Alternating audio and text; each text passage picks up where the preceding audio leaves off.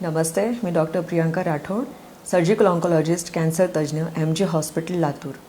तर आज जाणून घेऊया की स्तनांच्या कॅन्सरच्या निदानासाठी किंवा रूटीन हेल्थ चेकअपसाठी जेव्हा आपण स्क्रीनिंग प्रोटोकॉल अप्लाय करतो त्यावेळेला एक्सरे मॅमोग्राफी हा अत्यंत महत्त्वाचा का आहे. तर बऱ्याच वेळेला पेशंट जेव्हा OPDमध्ये येतात की स्तनामध्ये गाठ आहे, ती गाठ हाताला लागते आणि त्याचबरोबर ते बाहेरून सोनोग्राफीचा रिपोर्टही घेऊन येतात. पण त्यांचं पूर्ण क्लिनिकली एक्झामिनेशन केल्यानंतर, त्यांची पूर्ण हिस्ट्री घेतल्यानंतर शेवटी आम्ही त्यांना एक सजेशन देतो आणि ते ॲडवाईस खूप महत्त्वाची आहे आणि इसेन्शियल आहे, ती म्हणजे एक्सरे मॅमोग्राफी. तर बऱ्याच वेळेला पेशंट म्हणतात की एक्सरे मॅमोग्राफीची गरज का आहे, हाताला तर गाठ लागतेच आहे. सोनोग्राफीच्या रिपोर्टमध्ये सर्व गोष्टी त्यांनी मेन्शन पण केलेल्या आहे, त्याची साईज किती, काय किती. बऱ्याच वेळेला पेशंटचे नातेवाईक त्याच्यावर अभ्यासही करून येतात. पण एक्सरे मॅमोग्राफी हा का महत्त्वाचा आहे.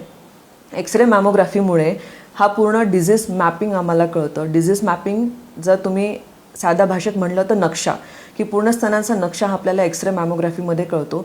तर साधारणतः हाताला लागणारी गाठ तिथं दिसतेच, पण स्तनांच्या आजूबाजूला काही नवीन बदल झालेले आहेत जे हाताला लागू शकत नाही आहेत किंवा ते सोनोग्राफीमध्ये पिकअप होत नाही, ते मॅमोग्राफीमध्ये कळतात.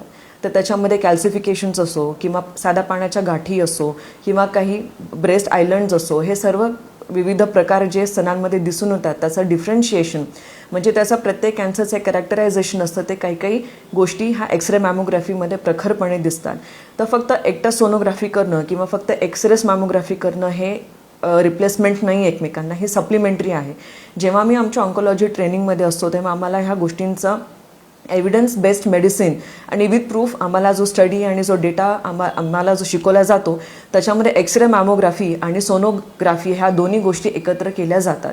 तर त्याच्यामुळे बऱ्याच वेळेला जे अर्ली कॅन्सर जे डिटेक्ट होतात त्याच्यामध्ये मग आपल्याला सर्जिकल प्लॅनिंग फार सोपं पडतं की आपल्याला स्तन वाचून ऑपरेशन करायचं आहे का पूर्ण स्तन काढून ऑपरेशन करायचं आहे. कारण का बऱ्याच गोष्टींमध्ये असं निदर्शनास येतं की स्तनांचे कॅन्सर आता हे कमी वयात व्हायला लागलेत. तर कमी वयात झालेल्या कॅन्सरमध्ये आपण स्तन वाचून ऑपरेशन करण्याचे बरेच ऑप्शन्स अवेलेबल आहेत. ॲडव्हान्स टेक्निक पण आता आपल्याकडे उपलब्ध आहे. त्याच्यामुळे एक्सरे मॅमोग्राफी त्याच्यामध्ये फार महत्त्वाचा घटक आहे. इव्हन ज्या पेशंट्समध्ये ॲडव्हान्स डिझीज असतो त्यांच्यामध्ये मॅमोग्राफी केली आणि ॲडव्हान्स डिझीजमध्ये बऱ्याच वेळेला मला किमोथेरपी द्यावी लागते. तर किमोथेरपी दिल्यानंतर त्या स्तनांमध्ये केवढा रिस्पॉन्स आलेला आहे, त्या ट्यूमरने किती रिस्पॉन्स दिलेला आहे, हा किमो झाल्यानंतरचा जो मॅमोग्राफी आम्ही करतो त्या मॅमोग्राफीवर आम्हाला निश्चित कळून येतं की आता हा आजार त्याला रिस्पॉन्स देतोय आणि नाही देतोय. त्यानुसार आम्हाला पुढचे जे सर्जिकल ऑप्शन्स असतात ते ऑप्शन्स आम्हाला पेशंटसमोर मांडणे फार सोपे पडते.